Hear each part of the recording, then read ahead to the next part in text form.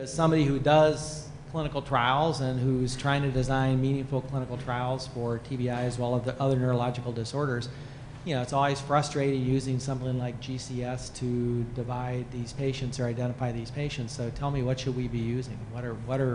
What is a more promising aspect at this point in time? I know there'll be things in the future, but are there things even at this point or maybe within the next year or so that might be better suited for selecting patients for a TBI study? You know, I mean, I'd say, first of all, I don't think that GCS is all that bad. Right? It's gotten a lot of bad lip during this meeting, but it's actually, I mean, it's limited and it's unidimensional. We clearly need more, but I find it hard to believe that we're going to stop using it all of a sudden. I think imaging is going to be very valuable, and I actually am very encouraged with the data coming out from MRI. And that's particularly going to be useful, I think, for mild TBI, right? I think CT, we know, is of very, very little utility in mild TBI. It's useful in severe TBI also, MR I mean, but it's just more of a challenge, right? These folks are more less stable, et cetera, and I think from the point of view of surgical decision-making, CT gives you a lot of information, but certainly if the CT doesn't explain the whole clinical picture, I think the MR still gives you a lot of valuable information. And I think blood biomarkers are going to be part of the equation. I think GFAP looks pretty good. You saw some of that data. It's likely, though, that it's not going to be the whole answer, and at the end of the day, we're going to need a panel of several biomarkers which measure not only the glial pathology, but also the axonal pathology and perhaps the vascular pathology. I think there's very nice data coming as well with tau, as which is likely a biomarker of axonal pathology. So I suspect that probably in the future we will be treating TBI patients kind of the same way we treat cardiology patients now. Is we do electrophysiology, we do imaging, we do blood biomarkers, and many of these we do it in a continuous way.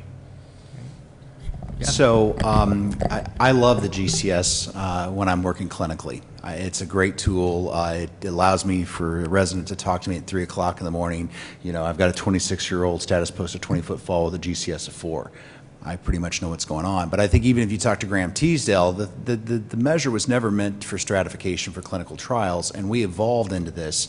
And so I think, to me, I've learned a lot with this TBI endpoints development grant working with the FDA for the last year, and you know, I can tell you what they look at. They look at CT scanning. I mean, that's what they've tied the brain scope to. That's what they're tying the proteomic biomarkers to. And the reason why is that this is an objective imaging technology that's been around since the 70s that pretty much everybody believes to be true. I mean, there's not a lot of controversy that if you see brightness on a head CT that, you know, it's likely to be fresh blood. And so I think if I were going to start enrolling today, I mean, you know, you can use the GCS as a preliminary discriminator, but we all know what the confounders are. I mean, we dealt with this in the progesterone trial, you know, so we're trying to have an alcohol cutoff of 250. Well, I mean, I've seen, you know, we order blood alcohols on all of our people in the hospital. I've seen some people with an alcohol of 123 whose GCS was in the 12 range, and I've got, you know, some professionals that come and visit me about once every 2 weeks who can, you know, blow, you know, 400 and sit here and have the same kind of conversation. I mean, just clear as a bell. So there are confounders with that, but there are no confounders with the head CT and fresh blood. So I think where I would say is that, yeah, sure, you might use that as initial screening, but I think in the same way that the FDA wants to see a very objective, reproducible endpoint that there's pathology would be the imaging, and that's where I'd start from. And I agree with Ramon. We'll learn more about these different biomarkers and things like that, but I think if you wanted to be sure that somebody had a brain injury, a positive head CT is probably what everybody in this room today would agree on, that there is some kind of brain pathology.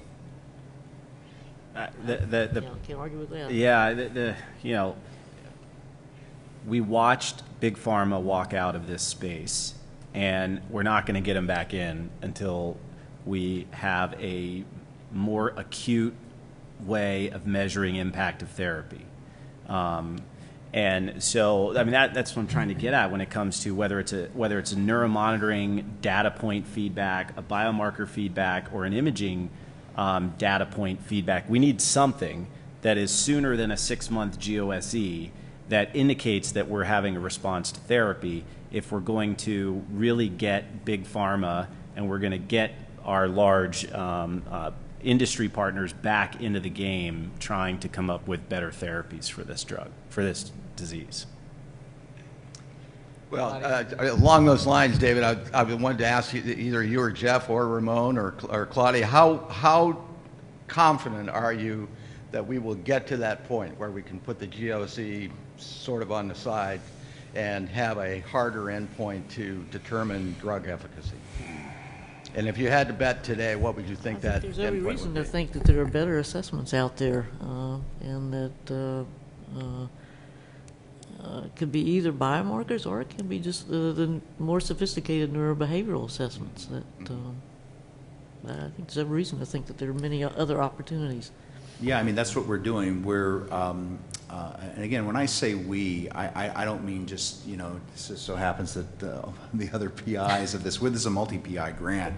It was nice that Walter mentioned my name, but I'm just coordinating here. So, and when I say we, I'm talking about the entire TBI community. We got together in 2009 and got a group of folks that were experts in outcomes, and they all got together and they came up with a battery of things that hit multiple domains of function. And so that's what we piloted in the TRACK TBI pilot study, and now what we're doing in large scale with even more comprehensive testing. You know, for the first time we're doing large scale validation of the NIH toolbox, which is something that they've had a lot of investment in and has already been normed on people from the ages of 3 to 83. So, you know, if something doesn't come out of this, we're all going to be very, very disappointed. But we've seen things where people can have the same, you know, the GOSE and have abnormalities in whether or not they screen positive for post-traumatic stress, and that you might imagine that a lot of the morbidity that you could see on this disability measure, the GOSE, is probably not from their head injury, although people think that head injury is also associated with post-traumatic stress, but the post-traumatic stress may be accounting for some of that. Same thing, you know, you can have people that, you know, are GOSE of 7 and, you know, have abnormalities in the verbal learning tests that we've been doing, which get back to sort of your Morris water maze and the things that I used to do when I was doing animal studies. So I think there's every reason to believe that we'll do this. And I think what David touched upon earlier, and we published a paper back in 2008, which I hope, you know, speaks to where we want to go in the future, is, you know, finding specific pathway abnormalities like things in the anterior corona radiata and having issues with attention tasks, you know, something in the uncinate fasciculus and having a problem with memory. So this idea of really getting into the structure function part of this is probably where we want to go. So boy, we sure hope that we can find something better than the GOSE. And again, just like Ramon said about the GCS, I mean, the GOSE isn't a bad measure. It's suspect to every other disability measure that's used in every other disease. I mean, disability is an amalgamation of all kinds of things, and I think it's so distal that it's going to be hard to see changes in gross disability with any of these things that we're looking at. Okay. If I might, one other quick question somewhat related to this. We're doing a small study to try to move cyclosporin a little bit further along in the phase 2 level, trying to correlate isoprostanes as biomarkers of oxidative damage. And during the first week after severe TBI and the effect of cyclosporin or no cyclosporin, it was suggested to us by one of the reviewers before that was funded that we use therapeutic intensity level, TIL. What are your thoughts about that, you know, during the first week? I'm going to turn that over to Dr. Robertson. I think as a measure of the treatment that's needed for ICP, I think it's a very good measure. If you're thinking that the cyclosporin A is going to reduce intracranial pressure, then I think that's a very reasonable thing to look at. Okay. All right. I think that, okay. Here's the problem. If you look at concussion, there are people who sustain a concussion, because I hate the term mild TBI to describe the high-powered lawyer who loses her job and is no longer a partner in her firm and is now on disability after 3 seconds of loss of consciousness. That's not mild to me. So if you look at concussion, there are people who have sustained a concussion who only have a vestibular manifestation of their injury. There are other people who have no cognitive dysfunction whatsoever, but they develop an ocular convergence insufficiency such that when they try to read a book or a computer screen, they can't accommodate and they end up with severe wicked headaches. When you give that person a test of their cognitive function, they perform horribly because the problem isn't their capacity to process information or retain information. Their problem is actually in their eyes and their capacity to focus on the sheet of paper in front of them.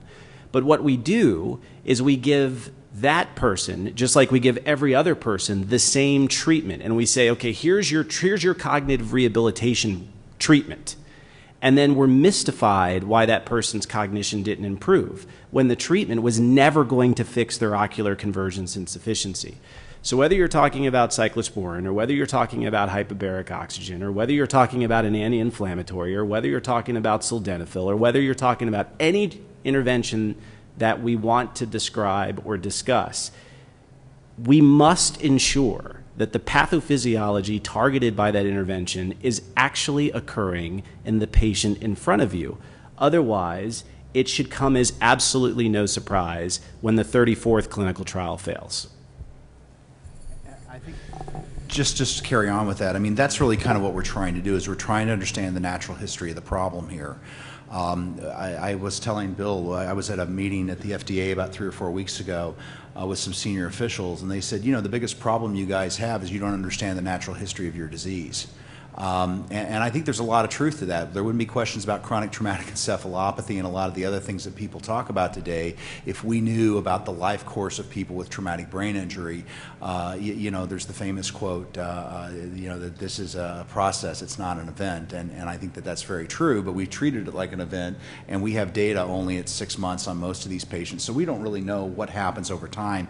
And so I think what David's saying, and I mean, this is the idea, Kevin Ward and I have been trading some emails back and forth about what's precision medicine and what's personalized medicine. And the thing is if you get a precision medicine database and you know, for example, that 64% of the people at 2 weeks, which is what we're seeing right now, have vestibular problems, then, you know, that might be a good thing to study, right? And that you know, that vestibular problems. But, you know, you don't want to give the person that doesn't have vestibular problems a vestibular drug. So I think that the idea, again, like I said earlier, is parsing this out into the pathology that you can treat. And I think this is where concussion, in some ways, is starting to launch forward. And they've got a much larger population to do this. But, you know, is this primarily a vestibular problem? Is this an ocular problem?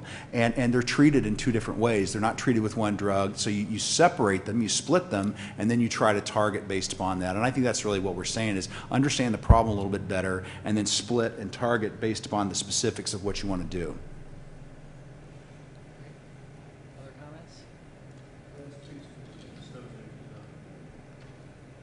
Yeah, and I think within subject analyses should not be discounted, that we have to think very carefully about whether our metric should actually be, have we achieved the best possible improvement in that particular patient? Because not every single patient is going to have the same capacity for improvement and or recovery, and we don't do that in the animals, and we haven't really done that in people in this particular disease process. But this turns out this is what the patients care about. I mean, the patient doesn't care about the p-value. The patient cares about himself or herself.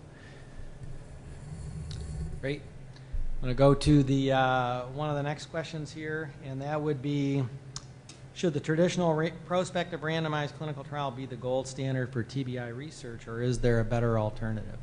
You know, you've got the center TBI. I know certainly the Europeans have a little bit different approach to this. I mean, it's somewhat consonant with ours, but maybe a little bit different. I've heard a lot of them say, well, you know, we don't need randomized clinical trials to answer a lot of these questions. We can do it with big data and with observational studies. So be interested in opinions. Well, I think it depends on the question, and I think there are some things for which you know, large amounts of data and looking at outcomes with different kinds of treatment may give you at least some ideas about what needs to be tested in a clinical trial. But I still think that almost all the questions are going to ultimately be taken to a clinical trial and tested there. Yeah, I mean, so I agree with Claudia. I think one caveat, which I think we all know, is that randomized clinical trials are so expensive, and there are so many questions to be tested, and it's frankly just impractical for every single one of them to be, to be tested in a phase 3 RCT. There's just not enough money in the world. There's not enough investigators around. I mean, they're just time, right? So I think we do have to get clever about well-designed prospective observational studies with very sophisticated biostatistical methods. I mean, what's the term we're looking for? Kind of prospective scoring, and so. But I do think that the gold standard, or at least what approaches the gold standard, is still going to be randomized clinical trials. Boy, there's lots and lots of examples in medicine of decades of observational studies, which led to, in fact, federal guidelines in postmenopausal women and all these things, that when finally, decades later, subjected to randomized clinical trials, there were big negative effects, and not just small negative effects. So that has to be part of our armamentarium, and we should, likewise, we should become efficient at doing them, which probably is not something that we have always been. Yeah. Because they remain very, very expensive. Yeah, we need to start using more sophisticated things like Bayesian design, et cetera. But look, three of the best studies of the last 3 years were done by people up here. I mean, Bill Barson and David Wright, and Protect was an excellent study. I don't think there's anybody who is criticizing the methodology or the approach to that study. It was done in the best possible way at the time, and it proved negative. And I think actually what Protect has taught us is that we really shouldn't do another clinical trial where the principal inclusion criterion is a GCS as an analysis of a wonder drug with the GOSE as our primary outcome measure. And then Claudia's EPO study, fantastic study, very well designed, very well executed, negative trial, but in her typical fashion, Claudia was smart enough to build in secondary analyses where we garnered a piece of information out of that study that is changing clinical practice on a global basis, because we now set transfusion thresholds at a hematocrit of 22 or a hemoglobin of 7. It's a question we've been asking for 20 years, but her randomized prospective clinical trial evaluating EPO actually gave us the answer to that question. And then Ramon's Boost 2 trial is the trial that is finally saying, you know what, we have a process here where we can actually vet the value of neuromonitoring. So I think randomized prospective clinical trials are incredibly important. Protect is, I think, very importantly taught us we need to stop spending $30 million on trials that look like that, because that was the best drug that we had in the pipeline, and it didn't work. But we still need to do randomized prospective clinical trials in the end. Just a quick comment on that. Obviously, Walter's not here, Walter Korshaks, but being on council many years, you don't realize the average clinical trial is $15 million. From the NINDS budget, each clinical trial that's funded is 1 percentile of the pay line. So you fund 5 clinical trials, you shift the pay line down 5 percentile points for the entire scientific community. So there's a great sense of anxiety at multiple levels in terms of the council and the community on clinical discovery and clinical trials. And I agree with what was said. Clearly, clinical trials have to go forward, but the preclinical discovery has to be more rigorous. And comparably, the clinical trial design has to be much tighter, the inclusion criteria and the outcome measures. So I think there's a real degree of reality, and I think these, as you said, randomized clinical trials must go forward, but they have to be much better designed, much better focused, and driven by much better preclinical data. I couldn't agree with you more, and I think that's it's not any problem at one level. It's not a problem at the phase 3 clinical trial level. It's not just at the phase 2 level. It's not just at the preclinical level. It's really at all the levels. I think, doing each one of those things smarter, we probably end up getting a lot more bang for our buck. Doing the phase 2 trials in humans smarter, there's a lot of stuff that we've gone on to spend $20 million on phase 3 trials that you would have never done it because you would have done an $8 million phase 2 trial that showed it was futile if you did it right. And most of the phase 2 trials we do are basically underpowered phase 3 trials, which is, I think David or Ramon mentioned earlier, you just want to make sure it's not killing somebody, and then there's a signal of efficacy. I mean, it's really, it's very silly. Yeah, and I think just to finish these thoughts is that, the idea with a randomized controlled trial, nobody's going to argue the only way that you get to causality is with an RCT. I mean, that's how you get your class 1 data, that's how you know. But also one of the requirements for doing a good RCT is that you're basically comparing apples to apples. And I think the point that we've been trying to make is that currently, by using the GCS, you don't compare an apple to an apple. Look at that slide that David put up and the slide that Feroz put up. Those weren't all apples that you saw in those head CTs. We published that in the journal as part of our classification conference. And that figure has gotten traffic because it shows you that that's a fruit salad, right? Those aren't apples, that's a fruit salad, and RCTs don't work on a fruit salad, they work on apples to apples. And so I think that that's really the problem, is that you've got to parse this out a little bit more to where it's really the flip of the quarter, and you're matched. And we've seen so often in these RCTs, like for example the DECRA trial, where despite all the best efforts of everybody trying to do the best job, they ended up with a problem with randomization, where one group had 1.5 times as many blown pupils as the other group. Well, everybody in this room knows that blown pupils are bad, and so and these things happen, because of the difficulties of doing the RCT. So I think we're all in agreement. We believe that that's the pinnacle of experimental medicine. They're hard and expensive to do, and I think we need to be a little bit better informed before we make those kind of investments. Bob?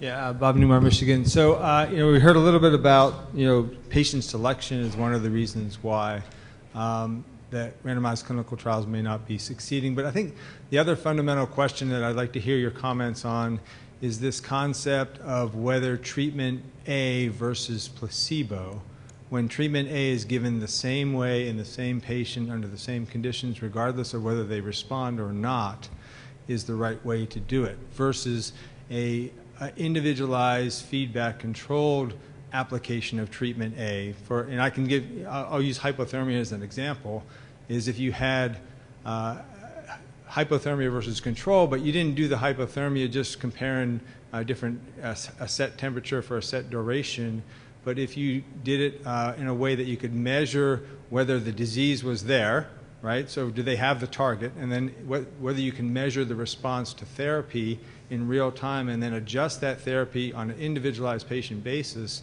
to give them the optimal dose of hypothermia to get the optimal response in each individual patient rather than just taking a fixed dose for a fixed duration. I think that's obviously correct. And again, going to learning from the experience of our colleagues in cardiology, makes little sense to put a patient in a blood pressure drug to treat their atherosclerosis if they don't have hypertension. In fact, it could very likely be making them worse. So you have to know what the mechanism of your drug is. All right, just assuming that a single drug is going to work in every possible mechanism you could conceive related to TBI, and I heard people say that about progesterone, very likely to be wrong, I think. And so I think we have to have the mechanism. We have to select patients who have that mechanism and therefore are likely to respond to that drug, and then we can use the biomarker of that mechanism to measure target engagement and in early phase studies figure out things like dosing, timing, duration of therapy, all these kinds of things. And until we have that, I just don't think we're going to make a whole lot of progress. The NABISH-2 trial, the last phase 3 trial for hypothermia, failed, and it was a one-size-fits-all thing. You had to be made cool within 2.5 hours of injury, and then you were kept cool for 48 hours. And then we, in our infinite wisdom, rewarmed people right at the worst possible time. And in fact, if you look at the cooling curves as the patients were rewarming, you saw these rebound intracranial hypertension events. So while they were cool, the hypothermic group had lower ICPs, and then as they were being rewarmed, the hypothermia group had worse ICPs than the normothermia group.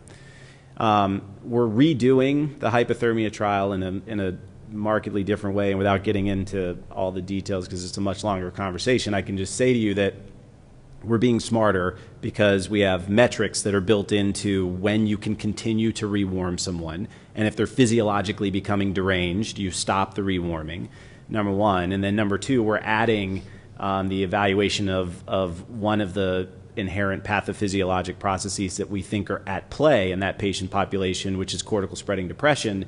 And so we'll actually capture that, and then we'll be able to go back secondarily and figure out whether the observed difference between the groups was or was not related to either an effect or ineffect on cortical spreading depression. So we're getting smarter. But yeah, again, I would just sort of make the postulate that I don't think we'll ever have a prospective clinical trial for a disease such as traumatic brain injury or cardiac arrest that will really have a robust treatment effect unless that therapy is, there's a mechanism in the actual trial design that you optimize the therapy in individual patients rather than a single dosing or duration parameter. I'd like to follow up on that just a little bit. You know, the way that at least personally I see things moving forward, you know, part of what Track TBI is trying to do is to get a big toolbox of a lot of different markers. And so you see we're looking at all these imaging markers and all these proteomic markers.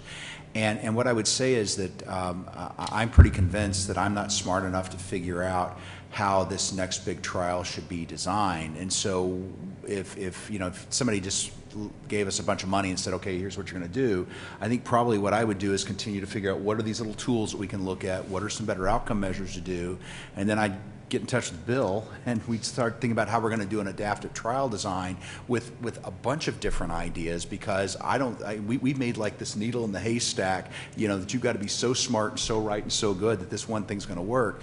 And I think we've got to be more adaptive, and we've got to look at a bunch of different things and see kind of what we hit on, and then as you start to hit on something, then you know it's sort of probabilistic, and then you refine what you've got to do this, because I don't think we know how to do these things right now, and so we should take an accepted methodology, which adaptive trial design is, which allows us to sort of cover our bases, if you will, as we move forward to sort of adapt to what actually might work, and then maybe broaden that out into a bigger trial. But that's still sort of personalized, and you know, by getting more personalized, which is getting more homogeneous.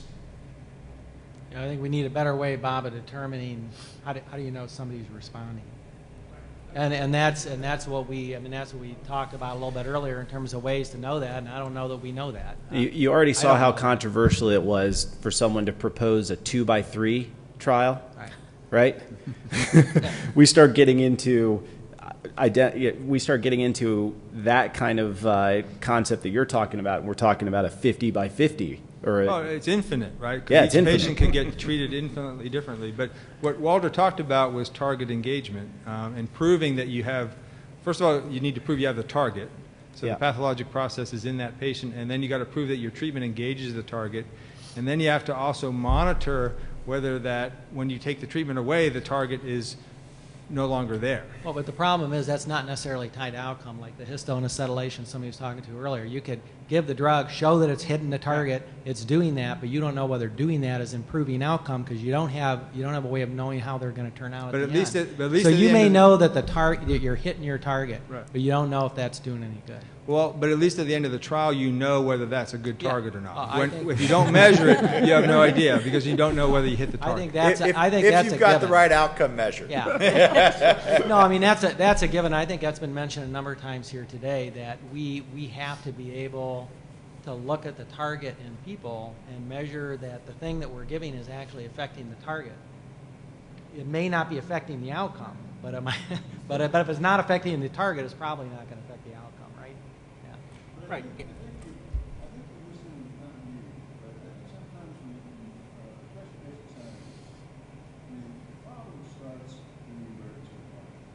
It always does.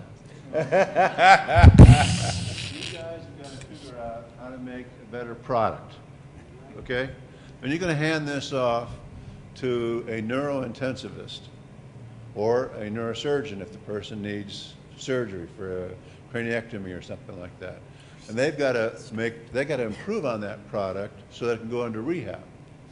And you've got that best improved product, now that rehab has got something to work with, and they know what the history is.